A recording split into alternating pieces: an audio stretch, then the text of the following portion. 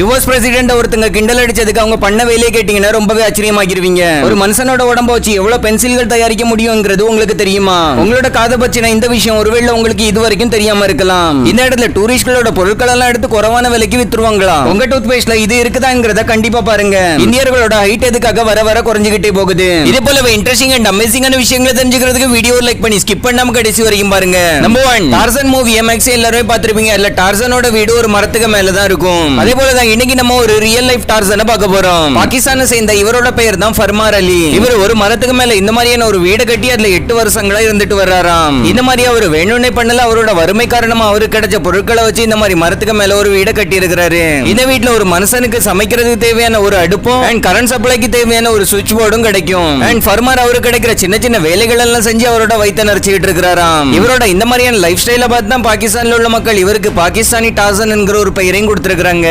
Number 2, இந்தியால இருக்கிற மக்களை சும்மா கிண்டல் பண்ணாலே அவங்களுக்கு பெரிய அளவுல கோவம் வரதான் செய்யும். அப்ப பெரிய பெரிய பதவியில இருக்கிறவங்களுக்கு எல்லாம் எவ்வளவு கோவம் வருங்கிறது சொல்லவே வேண்டாம். ஆனா இந்த விஷயத்துல நம்ம அமெரிக்காவை பத்தி தான் கத்துக்கணும். அது என்னங்கறத வாங்க பார்க்கலாம். அமெரிக்காவோட பிரசிடென்ட் ஜாய் பைடன் நிறைய காமெடியன்ஸோட சேர்ந்து ஒரு டின்னருக்கு போயிருந்தாரு. அந்த டின்னர் சமயத்துல ஒரு காமெடியன் அமெரிக்காவோட பிரசிடென்ட் கிண்டல் பண்ணி இருக்காரு. ஆனா அதுல பிரசிடென்ட் ஜாய் பைடன் கொஞ்சம் கூட கோவப்படல. மத்தவங்கள போல எல்லாரோட சேர்ந்து அவரும் சிரிச்சுக்கிட்டு தான் இருந்தாரு. சோ நம்மளும் ஒரு சில ஃபன்னான விஷயங்களை ஃபன்னாவே எடுத்துக்கிட்டா தேவையில்லாத பிரச்சனைகள்ல இருந்து விலகி இருக்கலாம். நம்பர் 3, நீங்க பிரேசில்ல இருந்தீங்கன்னா ஒரு 150 ரூபாய் கொடுத்து உங்க காருக்குன்னு தனியா ஒரு வாட்ச்மேன் வைக்கலாம். பிரேசில்ல இந்த மாதிரி கார்களை பாத்துக்கிறதுக்காகவே தனியா வாட்ச்மேன்கள் இருக்காங்க. அவங்களோட இந்த காரை பாத்துக்கிறதுக்கான வாட்ச்மேன் வேலைக்கு ஒரு மணி நேரத்துக்கு 150 ரூபாய் கிடைக்குமா.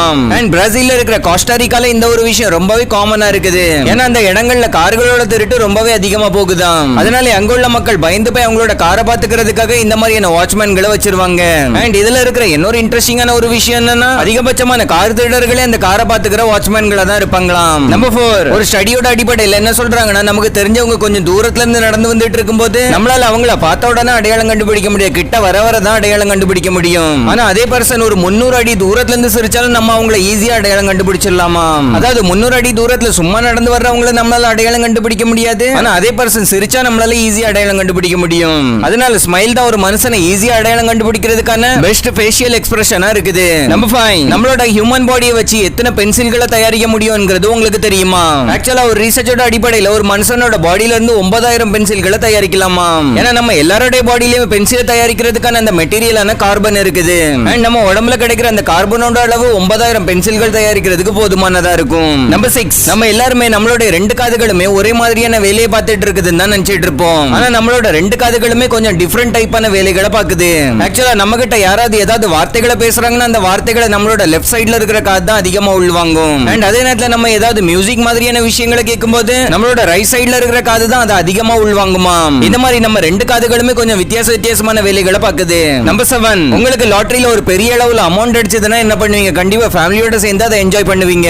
ஆனா சைனாவை சேர்ந்த ஒரு ஆளுக்கு 12 கோடி ரூபாய் லாட்டரி அடிச்சப்போ அது அவரோட வீட்டுல குழந்தைகள் யாருகிட்டயுமே சொல்லாம மறைச்சிட்டாரு. அதுக்கப்புறமா அந்த பணத்தை வச்சு ஏற்கனவே டிவோர்ஸ் பண்ணிட்டு போன அவரோட எக்ஸ் ஒய்ஃப்க்கு நல்ல ஆடம்பரமான வீடு கட்டி கொடுத்திருக்காராம். கோடீஸ்வரன் ஆகிட்டனால டபுள் கேம் விளையாடலாம்னு முடிவு பண்ணிட்டாரு போல.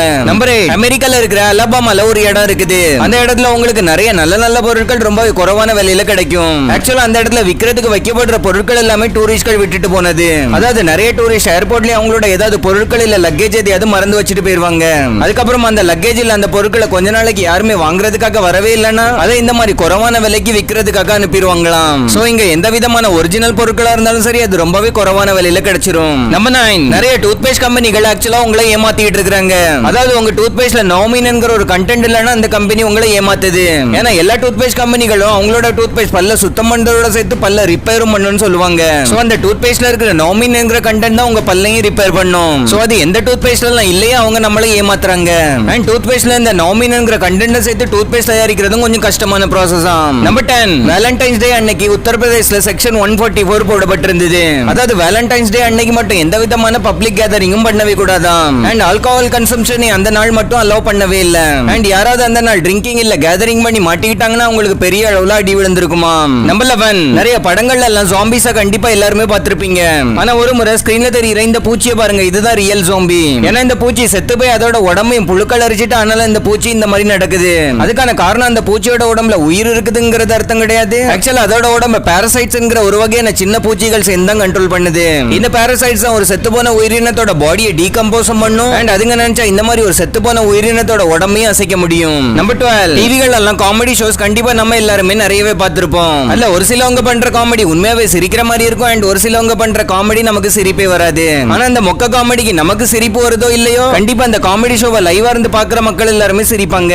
ஏன்னா அந்த காமெடியை பார்த்து நமக்கு சிரிப்பு வந்தாலும் வராட்டியும் ஷோவை இன்ட்ரெஸ்டிங்கா கொண்டு போகிறதுக்காகவே அங்க இருக்கிற மக்களை சும்மானாலும் அந்த காமெடியை பார்த்து சிரிக்க சொல்லுவாங்களாம். அண்ட் நம்மள அந்த சிரிப்பு சத்தத்தை கேட்டு அந்த மொக்க காமெடியை நல்ல காமெடி தான் நினைச்சு பார்த்துட்டு இருப்போம். நம்பர் 13, நீங்க ஸ்கிரீன்ல பார்த்துட்டு இருக்கிற இந்த பறவைகளோட பேர் தான் அல்பட்ரோசஸ். இந்த பறவைகள் எந்த மாதிரியான ஒரு பறவைகள் தான், இந்த பறவைகளால தரையில இறங்காமலே வருஷ கணக்குல காத்துல பறக்க முடியுமா. அண்ட் இந்த பறவைகள் முதல் முறை அதோட கூடுல இருந்து வானத்துல பறக்கும் போது தொடர்ந்து 6 வருஷங்கள் அளவுக்கு கடல் மேலே கண்டினியூஸா பறந்துகிட்டே இருக்குமா. அண்ட் பசிக்கும் போது கடல்ல மேல வர்ற மீன்களை பிடிச்சு சாப்பிட்டுரும். இந்த மாதிரி இந்த பறவைகளால தரையில லேண்ட் ஆகாமலே வருஷ கணக்குல பறக்க முடியும். நம்பர் 14, அம்பானியோட டிரைவர் ஒரு இன்ஜினியரை விடவும் அதிகமான பணத்தை சம்பாதிக்கிறாங்களாம். ஒரு பக்கம் ஒரு இன்ஜினியரிங் ஸ்டூடெண்ட் 10 லட்சம் ரூபாய் பேக்கேஜ் வாங்கிட்டு தன்னை ஒரு சக்சஸ்ஃபுல் நினைச்சிட்டு இருக்கிற சமயத்துல அம்பானி அவரோட டிரைவருக்கு ஒரு மாசத்துக்கு 2 லட்சம் ரூபாய் கொடுக்கறாராம். அப்படின்னு அம்பானியோட டிரைவர் ஒரு வருஷத்துக்கு 24 லட்சம் ரூபாய் சம்பாதிக்கிறாங்க. நம்பர் 15, நம்ம எல்லாருமே நம்மளோட கண்களை சுத்தம் பண்ணணும்னா இந்த மாதிரி தான் சுத்தம் பண்ணுவோம். ஆனா இந்த வீடியோ பாருங்க, இந்த வீடியோல ஒரு நண்டு எப்படி அதோட கண்களை சுத்தம் பண்ணுதுங்கறத பார்க்க முடியும். ஆக்சுவலா இந்த நண்டோட கண்ணுல மண்ணு விழுந்துட்டு போல, அதை எவ்வளவு அழகா இந்த நண்டு சுத்தம் பண்ணுதுங்கறத பாருங்க. கண்டிப்பா இந்த மாதிரி ஒரு நண்டு அதோட கண்ணை சுத்தம் பண்றதை இதுக்கு முன்னாடி நீங்க ஒரு வெள்ள பாத்துருக்க மாட்டீங்க. நம்பர் 16, இந்தியால ஹைதராபாத்ல இருக்கிற ஒரு ரெஸ்டாரண்ட்ல நீங்க தங்க தோசை சாப்பிடலாம். அண்ட் அந்த தோசையை நம்ம இந்தியாவோட எல்லாத்த விட எக்ஸ்பென்சிவான ஒரு தோசைன்னு கூட சொல்லலாம். ஏன்னா இந்த மசாலா தோசையை நல்லா சுட சுட ரெடி பண்ணதுக்கு அப்புறம் அதுக்கு மேல இந்த மாதிரியான 24 கேரட் எடிபிள் கோல்டு ஃபாயில ஒட்டுவாங்களாம். அண்ட் இந்த ஒரே ஒரு தோசையை நீங்க வாங்கி சாப்பிடணும்னா அதுக்காக 916 ரூபாய் கொடுக்க வேண்டியது இருக்கும். நம்பர் 17, இனி நீங்க இன்ஸ்டாகிராம்ல பணம் கொடுத்து ஒரு செலிபிரிட்டியை போல வெரிஃபை ஆகலாம். இதுவரைக்கும் செலிபிரிட்டிஸ்க்கு மட்டும் தான் இந்த வெரிஃபைட் ஆப்ஷன் ஃப்ரீயா கொடுக்கப்பட்டு வந்துச்சு. ஆனா இனி எல்லாருமே பணம் கொடுத்து இந்த வெரிஃபைட் ஆப்ஷனை வாங்குற மாதிரியான ஒரு சிஸ்டம் கொண்டு வர போகிறாங்களாம். அண்ட் ஒரு மாசத்துக்கு இந்த வெரிஃபைட் ப்ளூ டிக்க வாங்குறதுக்கு $11.9 செலவு பண்ற மாதிரி இருக்கும். அதாவது நம்ம நாட்டு கணக்கு கிட்டத்தட்ட ஒரு 900 சில்லற ரூபாய் வந்துரும். ஆனா நம்ம நாட்டுக்கு எக்ஸாக்ட்லி என்ன பிரைஸ்ல வைக்க போறாங்கங்கறது தெரியல. நம்பர் 18, நீங்க செய்யற வேலை உங்களை கொஞ்சம் கொஞ்சமா கொன்னுட்டு இருக்குதுன்னு சொன்னா உங்களால நம்ப முடியுதா? ஆக்சுவலா ஒருத்தங்க அவங்க செய்யற வேலை எந்த அளவுக்கு அதிகமா வெறுக்கறாங்களோ அவங்க அந்த அளவுக்கு உள்ள இருந்து அன்ஹெல்தி ஆகிட்டே போவாங்களாம். ஏன்னா நம்ம செய்யற வேலையை நம்ம பிடிச்சு செய்யலன்னா நமக்குள்ள ஆட்டோமேட்டிக்கா டென்ஷன், ஸ்ட்ரெஸ், வெறுப்பு எல்லாமே வந்துரும். ஆப்வியஸ்லி அது நம்ம உடம்புக்கு ரொம்ப ரொம்ப கேடுன்னு தான் சொல்லி ஆகணும். சோ எப்பவுமே நீங்க செய்யற வேலையை ரொம்ப பிடிச்சு என்ஜாய் பண்ணி செய்யுங்க. நம்பர் 20, ஒரு 15-17 வருஷத்துக்கு முன்னாடி எடுக்கப்பட்ட ஒரு ரிசர்ச்ல என்ன கண்டுபிடிச்சிருக்காங்கன்னா இந்தியால இருக்கிற மக்களோட ஹைட் கொஞ்சம் கொஞ்சமா குறைஞ்சிக்கிட்டே போகுதாம். அது மட்டும் இல்லாம 1998ல இருந்து 2015 வரைக்கும் எடுக்கப்பட்ட ஒரு சர்வேலையும் மத்த நாடுகள்ல உள்ள மக்கள் எல்லாரும் ஓரளவுக்கு ஹைட்டா வளர்றத நோட் பண்ணி இருக்காங்க. ஆனா இந்தியால உள்ளவங்களோட ஹைட் தான் இப்போ அதிகமா வளராம இருக்குது.